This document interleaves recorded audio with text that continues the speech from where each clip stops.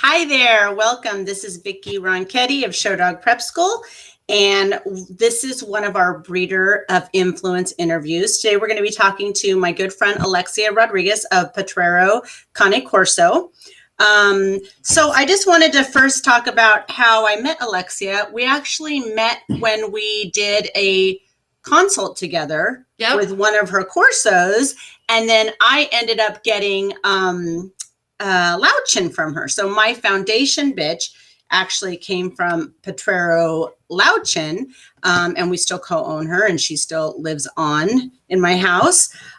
So we're going to be talking today about Alexia's first, breed as an adult, right, of your breeding program.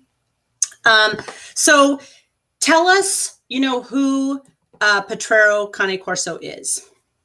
So Potrero Corso is me and my husband Gabriel Rodriguez, and we got it. Well, he got me into Corsos because he had a Corso when we met named Jack, and Jack ended up being an incredible show dog and was one of the top Corsos of his time, really, when they were first recognized.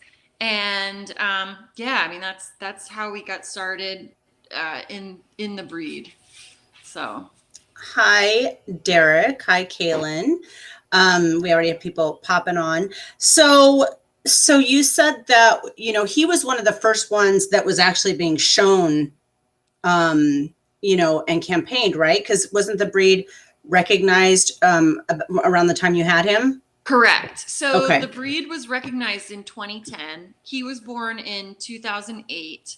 So Gabe and I met in 2009, and Gabe had no experience showing dogs. I grew up mostly showing dogs starting from when I was 12 with Japanese chins with my mom. And but had gotten out of it, in your 20s. And when I saw Jack, Gabe was, he was just a pet. He's a Frisbee dog. Take him to the dog park. He'd ride around in the truck. But I was like, that's a really good looking dog. Like, yeah, God, have you ever thought about showing him? And Gabe was like, what is that? So we started researching. So he just got him for a buddy. Like, yeah, he was just a pet, a strict pet. And, I started researching the breed and realized that in 2009, they were still in miscellaneous. So I found a match that we took him to, a non-AKC pointed event, and we showed him, and he was a goof. I mean, he galloped around the ring, and, he wasn't trained, but everybody there couldn't believe how cool he was. And we entered him a little bit while they were in miscellaneous, but I found out that, oh my God, the breed's going to be recognized in like 6 months, and then they're going to be in the working group. So that was really cool. And I finished him myself. I got his championship myself. And then we decided to campaign him with Amy Rutherford for a couple of years. And that was where, his career as a show dog obviously took off. It also put Gabe and I on the map as far as being owners and competitors in AKC events. So do you feel like that when you got into the breed and then when they became AKC recognized, was there a lot of them? Was suddenly everybody waiting like, let's go? Or was it slow to? Yeah. So a lot of people had them. Yeah. A lot of the Corso people were really active in the rare breed shows like ARBA and UKC. I've never done any of that, so I wasn't involved. But I mean, we were getting entries of like 15 to 20 Corsos. Wow. Little local shows. It was nuts. So yeah, it was a huge entries back then. And it stays pretty consistent even now. I think it's pretty easy to get majors. It's not super hard to find. And I would say in Northern California, we regularly have entries of like 10 to 15. And what does it take for a major? 5 for 3 points. Okay. Or 6. I can't remember. I think it's 5 now. How do you feel the breed is in terms of just overall in this country? Like, do you feel like it's stable? You're happy with where things are going, or is it like all over the place? Because there's a lot of working dogs, right? I mean, people that are doing mainly working stuff. Is it split like So that? we're in a really tough spot. I do compete, BB, stop. I do compete in Schutzhund as well as AKC confirmation. There's maybe, I could probably count on one hand how many other breeders do both Okay. performance and something like Schutzhund and AKC confirmation. That's pretty important to you, right? Yeah. The working aspect. Because Tell us why. Tell us why that matters so much. So the breed has issues. I'm not gonna beat around the bush. We have temperament issues. The breed, a lot of what you see in the show ring and in pet homes is unstable. They're fearful. They're nervous. And these well-meaning owners that really want a Corso, they just buy the first puppy that's available. And the dogs they're fearful, they're shy, they have weak nerves.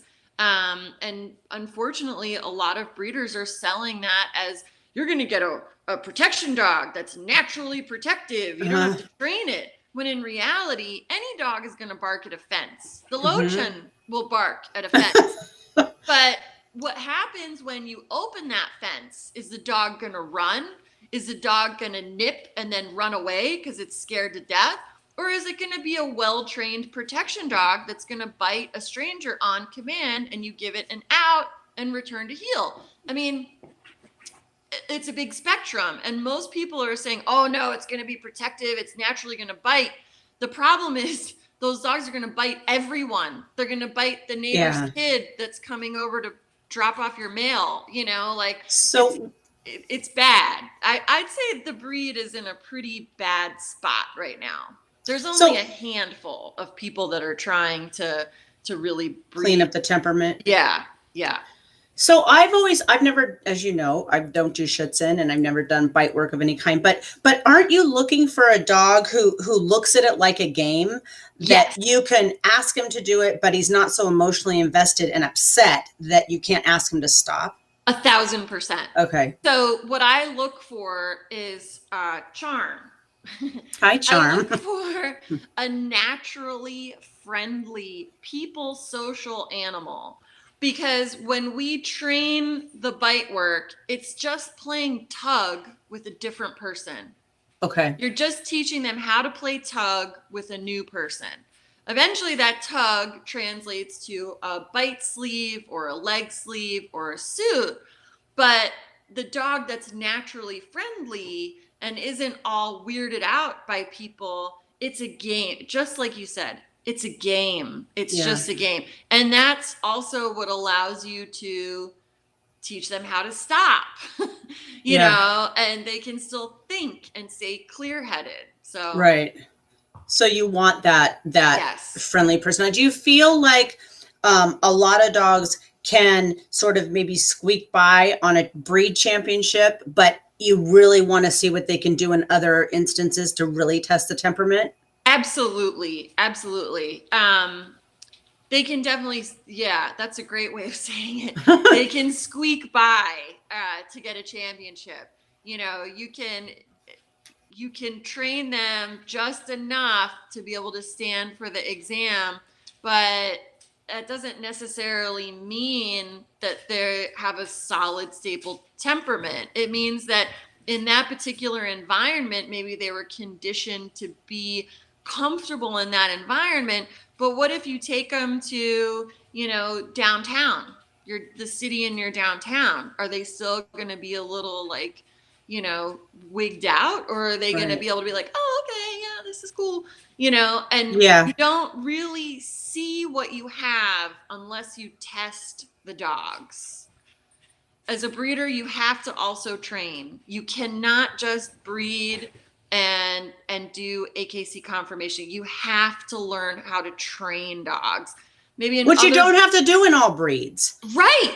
So, like if you don't want to, you could get a lot of breeds that don't require that amount of commitment just to have them around, right? Exactly. And that's a big part of it. When we're dealing with dogs that are 120 pounds that are very strong, you as a breeder have got to know about training. If it's low chen, yeah, you should know how to train. You Yeah, should but know you how to can do hold food. on to the leash. No one's going to probably get hurt. You can hold on to the leash. If the dog's going after you, pick it up. Yeah. You know?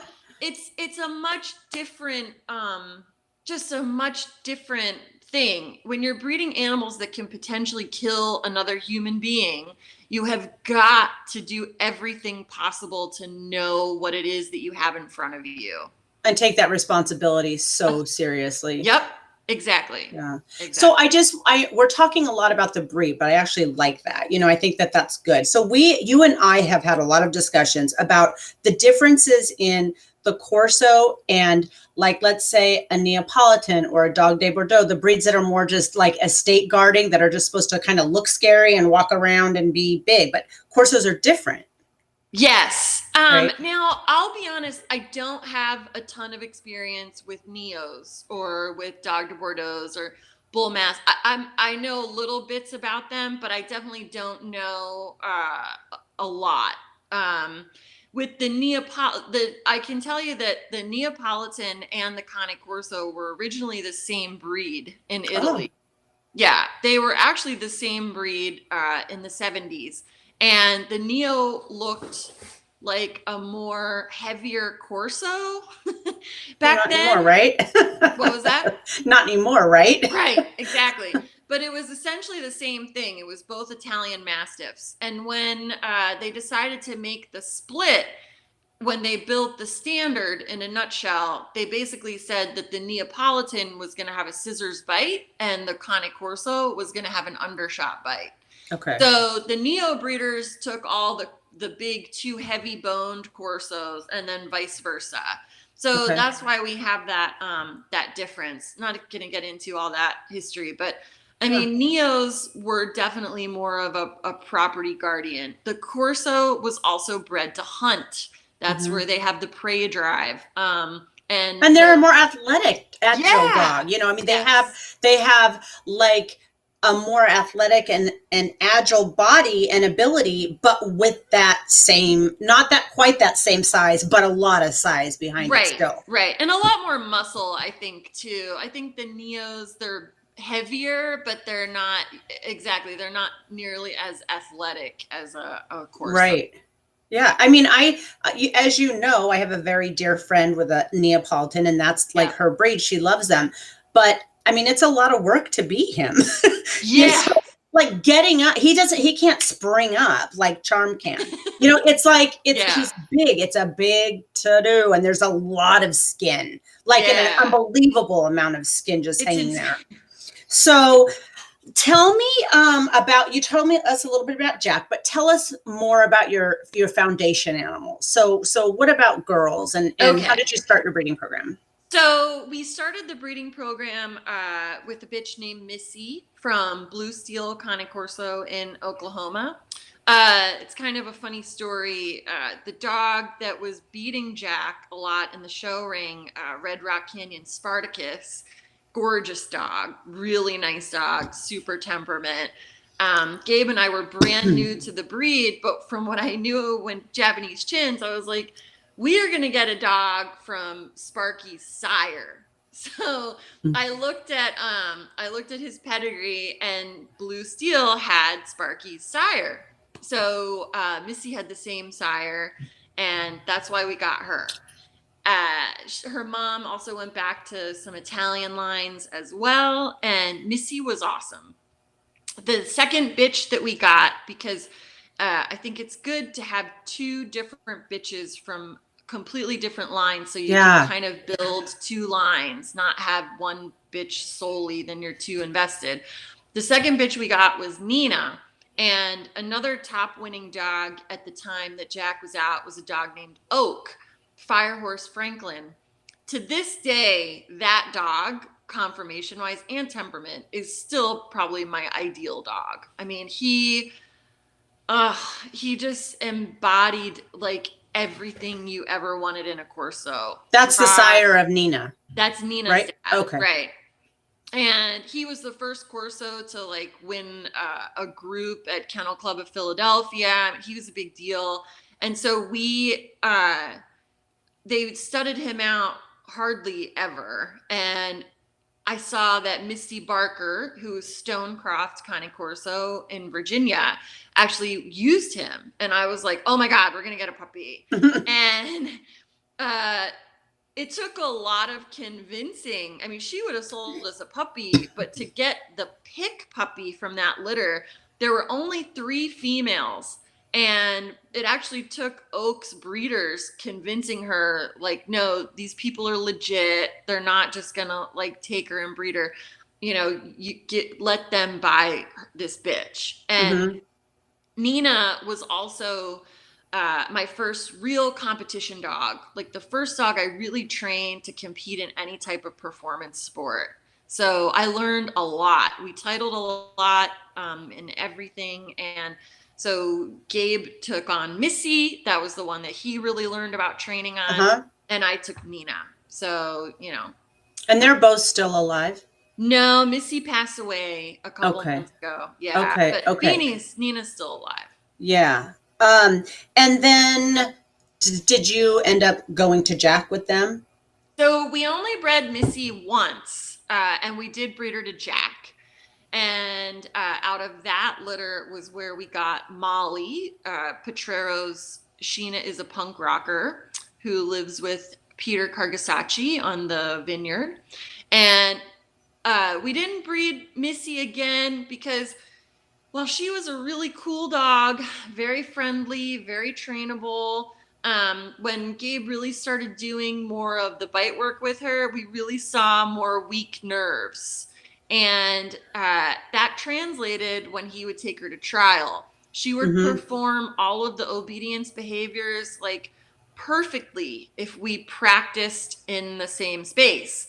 But the second you take her out of the familiar space, she would get nervous, she would get anxious, she didn't want to do the behavior. And while, you know, there weren't any other issues, we just didn't want to bring that in. And were you showing her too in the breed ring? Oh yeah, she finished her championship with no problem. Yeah. So you didn't see a problem until you started doing the bite work. So that's partly probably why that's become a part of your process, is just even if people don't want to do bite work, if they want to have this dog, you know, around their family and maybe kids and friends, you know, their kids' friends and people coming over, they want a dog who's stable, right? Right. And, you know, it's not that you have to do bite work. You don't have to compete in Schutzen, but you do have to train your dog for some sort of a higher level competition other than basic home obedience. It's good to prepare for a rally title. It's good to prepare for an AKC obedience title. Something like that, where you teach a behavior and then that behavior is tested in a brand new environment and it's for an extended period of time. In showing, because we're allowed to use food in the ring, because we're allowed to talk continuously to the dog, that can mask a lot of insecurity. Okay. And do you feel like that, like if somebody wanted to get a dog from you and they were like, I don't want to do any dog sports. Like, I just want to have a pet, you know, I'll take it for walks, you know, it'll live in our house, but I don't want to do all that other stuff. Is that not really the kind of home you want? Or is that fine if they just do all the training that's necessary? So it would depend. Well, not everybody has to compete. That's definitely not a requirement. There's still a great deal of training that's involved for a companion, just to have just for a companion, just to sit at home on the couch. You know, there's a lot of training and you have to be committed to working with a trainer. So while no, you don't have to be a competitive person, you have to be willing to put in the same amount of time for at least the first year the dog is with you in order to make it into that great pet that can snore on the couch next to me and, be a good ambassador for the breed. And to be, a canine good citizen that's like a safe, well-mannered animal to have around, right? Yeah. Now, I want to bring this up because I know that you and I, again, have talked about this, but we've talked about, and I want you to say the way you explained it to me before, but people will sometimes come to you and say, I want a Corso, but I don't want to have the ears cut. I want it to have long ears. It looks cuter, and they do. Right. I mean, they're adorable puppies, right? So tell me why, that's something that is not an issue for you, but that, you have some reasons for having really strong feelings about that. Yeah, absolutely. So health reasons aside, Corsos with cropped ears definitely get less ear infections, hematoma, etc. But this breed, sometimes they take a minute to assess the situation, to assess who you're talking to. That 10 seconds of pause that somebody can give you because they do look more intimidating is sometimes all a Corso needs. Is Ava is a great example of this. She's people social. She doesn't mind new people, but she doesn't want every single person to walk up and pet her head and and a lot of people, when they have the cropped ears, is your dog friendly? Just that amount of time is enough for the dog to okay, this person's all right, and they get offended in a way, probably when people just glom onto them, somebody might be able to do with some of the more laid back Mastiffs, right? Right. Even a English Mastiff. I mean, those dogs are very people social and really just don't care about much, So they, they're, well, okay. They don't care. Whereas these guys are much more aware of their surroundings, which I think is connected to the higher prey drive because they were a boar hunting dog. So high prey means more awareness of their surroundings. Possibly better eyesight even, maybe. Yeah. So they take a second. Because I know we've talked about that before, and you have a lot of people who want natural ears, maybe just because they don't think it's, politically correct to crop or something. Well, and that too, that's another thing that I don't really touch on that often, but some people are concerned about how they don't want to be in public and have people say, how come you cropped your dog? Or how come the tail's docked? And honestly, if you're really concerned about that and this is not the right breed for you. I mean, that's going to be the least of your problems. Yeah. I mean, if you're thin skinned, you for sure. really have to be a little tougher with this breed. And I'm not because of, you got to be dominant, but you have to be confident. You have to be confident. And if you're a little wishy-washy about the ears, probably going to be a little wishy-washy about, putting your dog in a crate or if you go into it thinking that the dog's going to be a big mush. So I want him to look like a big mush. Right. When he has ears that are long or not, he's not going to be a mush. Probably. He's not. No. Yeah. No. Okay. So tell me, or let me ask you, do you have we talked a little bit, but a formula for your breeding program? I wish. No,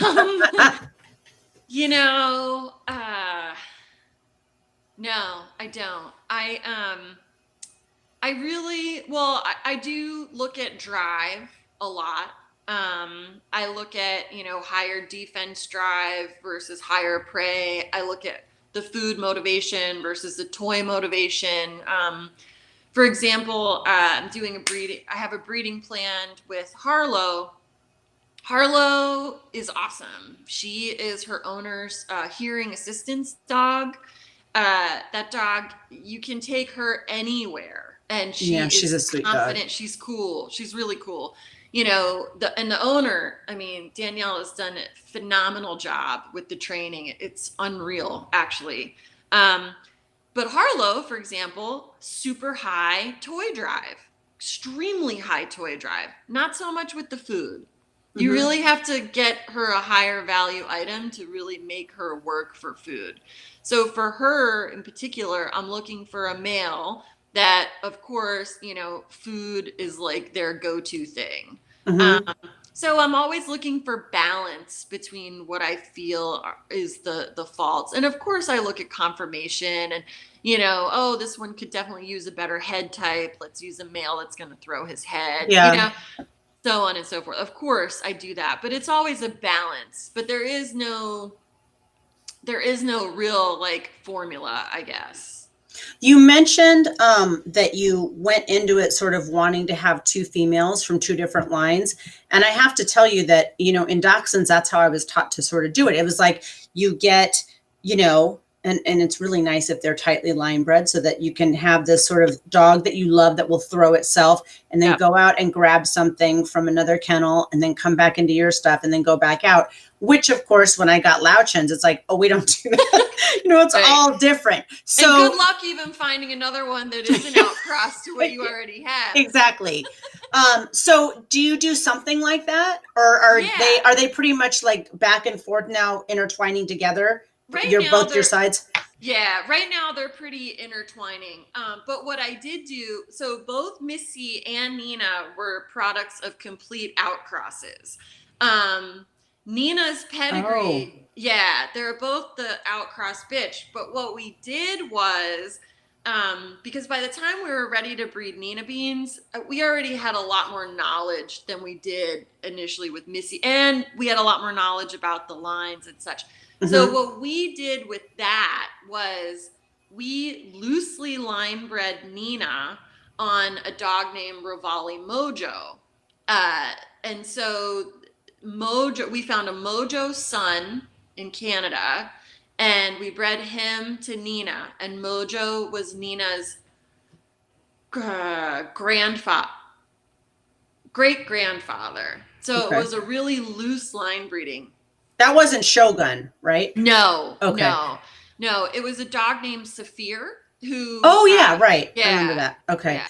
So, but we only got 5 puppies. And of the 3 females, we kept Grayson, but we could never get her pregnant. And so eventually I spayed her and placed her as a pet.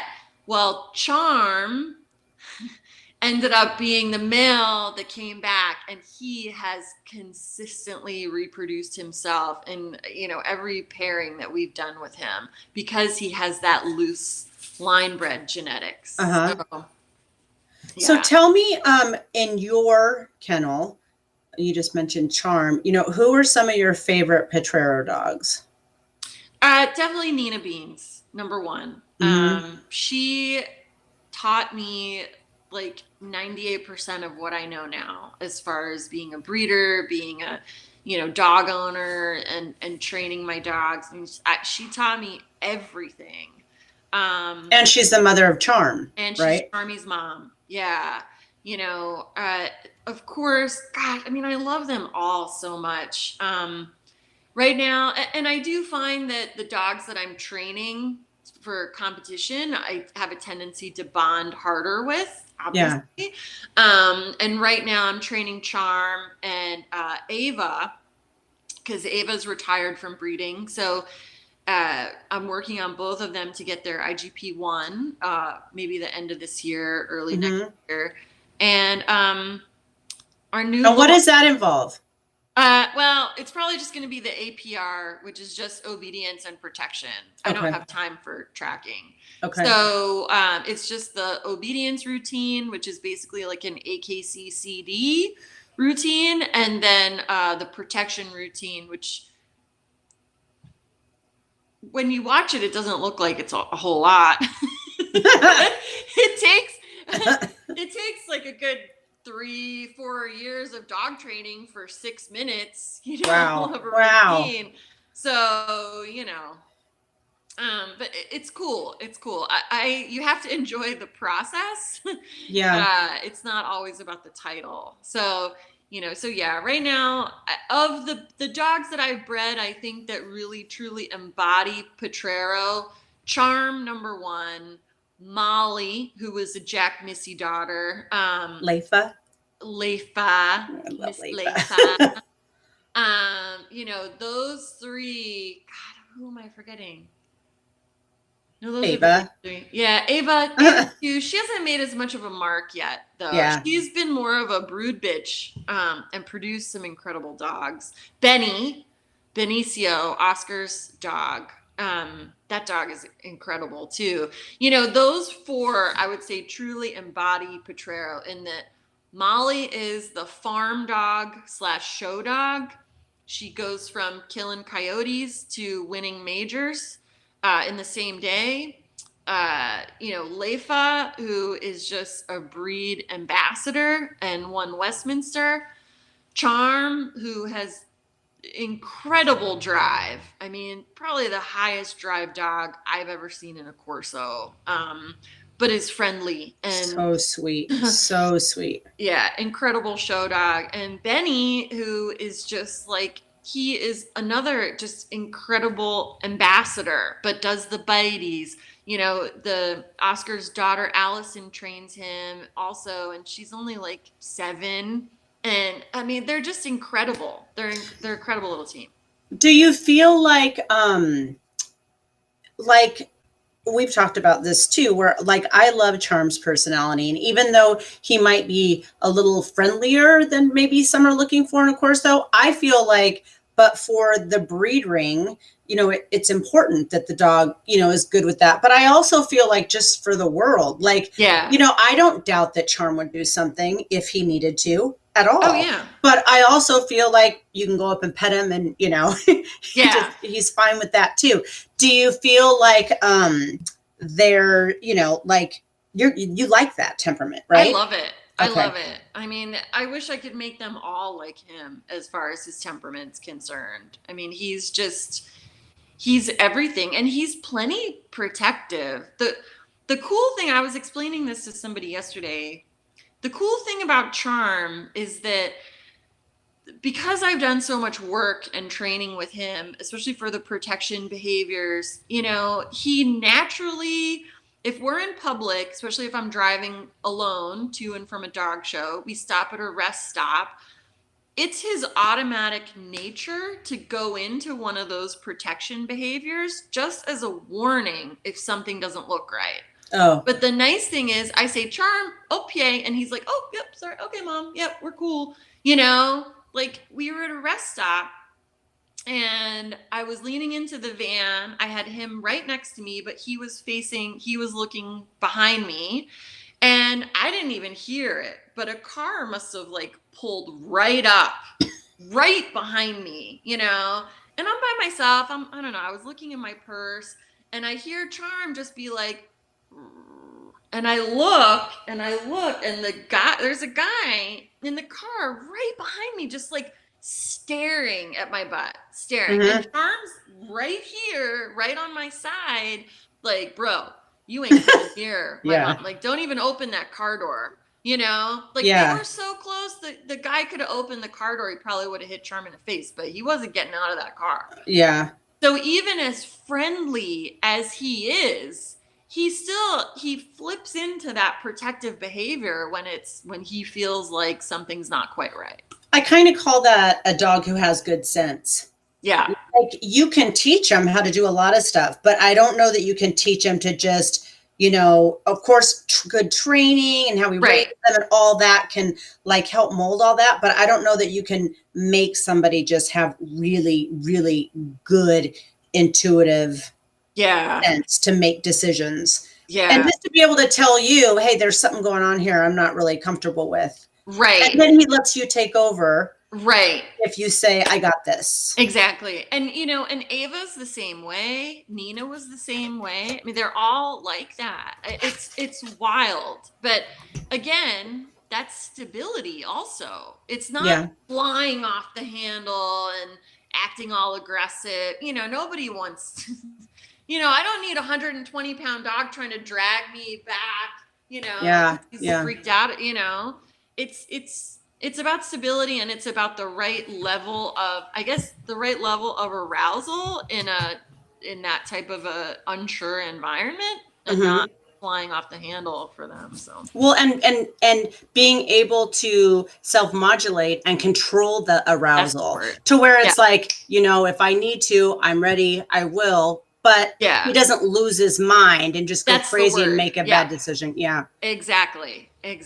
So Yeah. Go ahead. And it also gives you the opportunity to like say good boy instead of being like, no, you're being crazy. Yeah. You know? So, yeah, exactly. Because he knows how to just communicate that he's unsure without having to escalate. So tell me, do you feel worried or concerned ever when people say, I want to get a Corso and I want to do bite work and stuff? I mean, I know there's a lot of hack bite work trainers and just people who probably get the breed for the wrong reasons. You know, I mean, they're big, cool, intimidating looking dogs. Absolutely. You know, all of my puppy owners have to agree to work with a trainer that I recommend. Oh, nice. I don't sell a puppy to people if there's no trainer that I know personally or have a really good recommendation from. Because it's just not worth it. It's not worth it for the dog. It's not worth it for the owner. And I don't really want to like, you know, and it's not somebody I know. They're not going to tell me what's going on. And so I make it a requirement. If somebody wants to get into bite work or protection sport or anything like that, awesome. But I do let them know the commitment level that it is. And I want them to work with somebody that I know is a legitimately good trainer and not just some idiot with a sleeve. Yeah, exactly. Do you feel that that you know, in general, when people get them, they take it pretty seriously? Yeah, actually, if they get it from you, because you probably go through a lot of screening first, and it's like, absolutely. And you know what's funny? I find that my first time dog owners, those people are the best ones because they they want to do it right so bad. Yeah. They don't want to screw up at all, so they're willing to like do all the training and all the research, and you know, those people are the best. So, you know, it's sometimes the people that have already had a Corso, maybe it wasn't a great one, maybe it had some temperament issues. They have a tendency to like, oh, I don't really need a trainer. I know what I'm doing. That's usually, I like or I had one of this other breed, so I'm sure I can handle this. I can handle it. Yeah. I love how much you guys put in, because I've been at your puppy parties before people even get a dog. They come, they get to meet puppies, they get to meet your adult dogs. I'm sure that when they meet someone like Charm or Nina or Ava, they're probably like, well, I want my dog to act like that and be like that. And you're like, well, this is the training it takes. Yep. Exactly. You know, so you want that, you know. I also see that you don't seem to get a lot of, for as many Corsos as you produce, you don't seem to get very many back. You don't get return dogs. No, it's which rare. Which is pretty incredible for that breed. Yeah. I mean, I think we've gotten 1, 2, 3. Gosh, I don't even know how many puppies over the years we've had. A lot, but I think we've gotten 3 back. And Charm was one of them. But thank God. Remember, I was like, oh, this one's being sold. Oh, keep this one. I didn't want to sell him as a puppy. I really didn't. It was really hard for me. I knew though, my gut was like, you just have to do this. It's going to be okay. Like, just do it. And it was funny because it kind of opened a lot of doors with him going with those people for the time that they had. And they did a good job. I mean, he wasn't confused, and it was because they got a divorce, and so it was just life circumstances. Yeah. So outside of your breeding program, who have some of your favorite dogs been? In Corsos or dogs in general? Corsos. Definitely Fire Horse Franklin, 100%. That's the one that used to compete with Jack. Okay, yeah. He was just. I remember meeting him, and he was like. He was so friendly and so sweet, but that dog would turn on just like Charm. And he wasn't this overgrown monster. He was like 115, 120 pounds, just athletic. But so good with kids, good with people, good with other dogs. He was just like an incredible, incredible dog. So him for sure, I just fell in love with that dog. Never forget him. I don't know if he's still alive, but he was a great one. And then Ava and Leifa's dad, Dorian, was also a really great dog from the same breeder, different lines. Yeah, different lines, but same breeder. So both of those were just really incredible dogs. Yeah, favorites. Okay, last question. What do you feel like it takes to be a breeder of influence? I feel you're a breeder of influence. I don't know anybody who's produced, Corsos that have had the success that yours have, Yeah, I think that it's not just about the success, though. I think it's also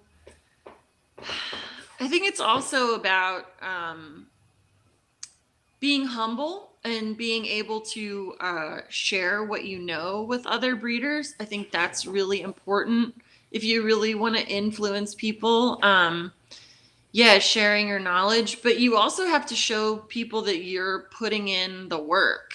You can't just send dogs off to trainers and handlers and have them title the dogs themselves. Yeah. Like, you have to get in the ring. You have to get on the trial field.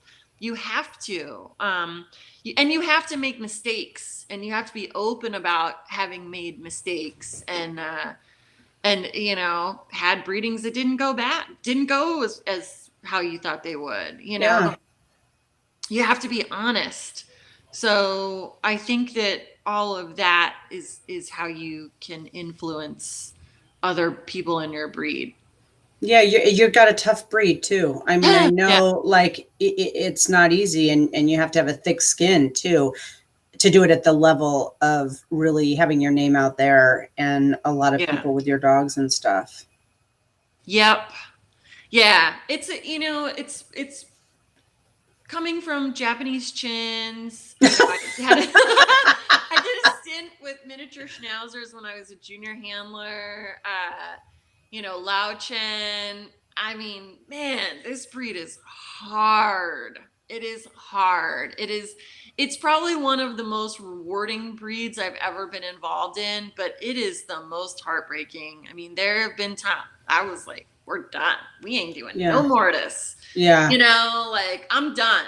Well, it's also a lot of work. Like, you're always training dogs, always training dogs. And you do a lot with your puppies. You do more than most people. I mean, those puppies go home with a lot of skills. Yeah. And preparation that I think, most people, don't do, I appreciate the how much responsibility you take and feel you have to with a breed like that, Yeah. I mean, I'm fortunate too that I have a job where I can work from home. I mean, there's no other way, I could do this at the level that I do it if I wasn't home all day long. So, I see why a lot of breeders are older or retired, because you can't do it at this level and have a full-time job away from your home or away from home. So, that's a big one. That's a big one. Super thankful for my real job. Thank you so much for being here. I really appreciate it. You guys, you've been seeing Alexia's website going there across the bottom, PotreroCaneCorso.com. You can go there for more information on her breed and on her breeding program. Thanks you so much, Vicki. Have a good one.